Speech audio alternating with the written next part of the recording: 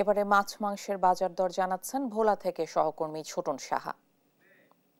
বলা যায় যে ভোলার যে নিত্যপণ্যের দরদাম, সবজি এবং নিত্যপণ্য সহ অন্যান্য পণ্যের দাম কিছুটা নিয়ন্ত্রণে থাকলেও মাছ এবং মাংসের বাজারের অস্থিরতা এখনো চলছে। কারণ আমরা দেখেছি আজকেও মাছ বাজার ঘুরে মাছের দাম, প্রতিটি মাছের দামে কিন্তু অনেকটা চড়া। বিশেষ করে ইলিশের দাম কিন্তু আকাশচুম্বী যে অবস্থা। মাছের দাম ক্রেতারা বাজারে এসে অনেকটা হতাশ প্রকাশ করছেন, ক্ষোভ প্রকাশ করছেন। যদিও মাংসের দাম কিছুটা স্থিতিশীল।